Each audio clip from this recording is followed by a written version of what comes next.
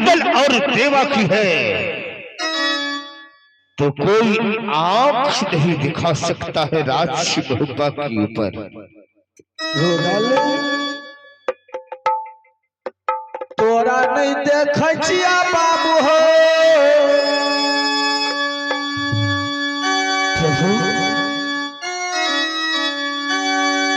पीरा नहीं लागै छै हो सुगा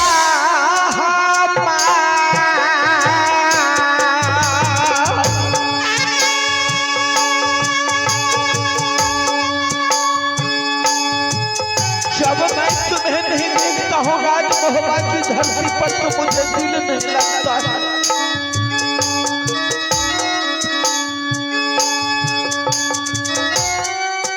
पीला नहीं लगै छै बाबू हो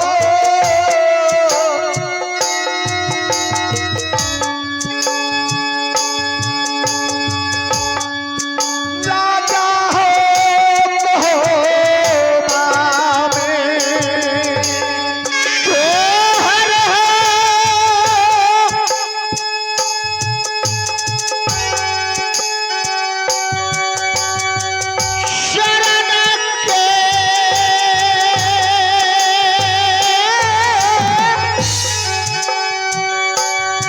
प्रभु हे मेरे लाल आप तो जानते हैं जब तक रुदल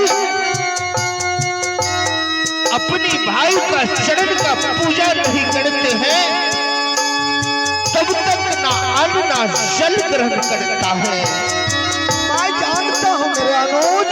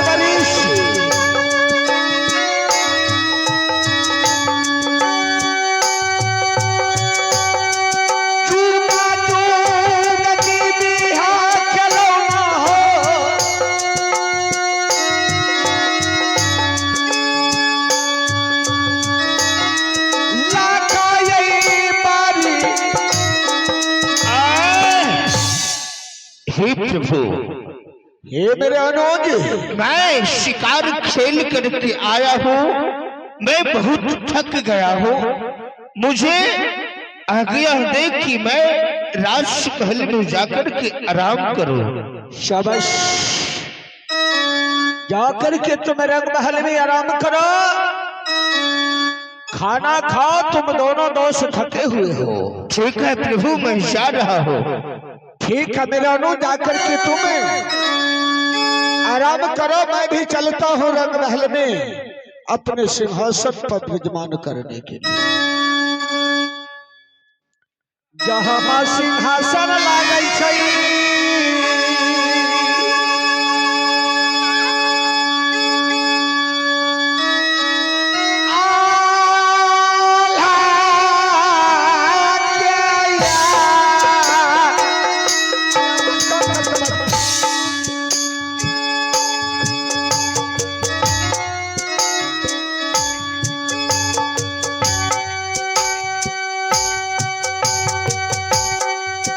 जहाँ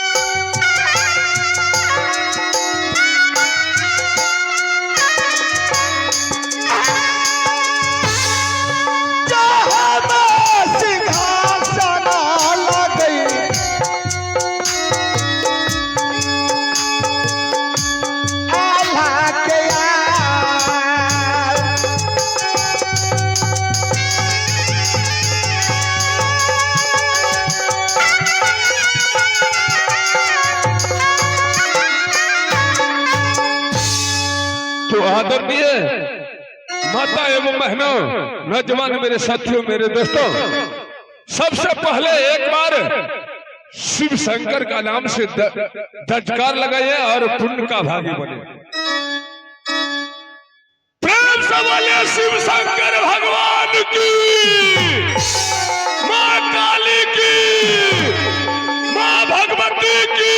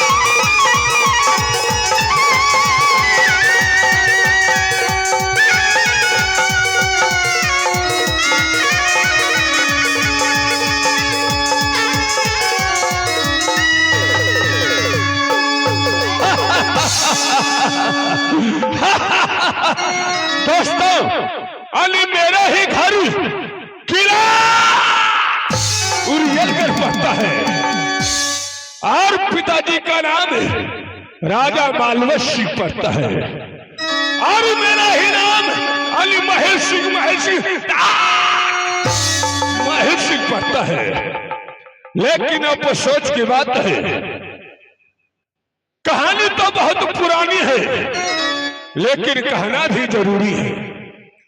दोस्तों, मुझे 3 बहन है। सबसे बड़े बहन जो किला मोहब्बत में रहता है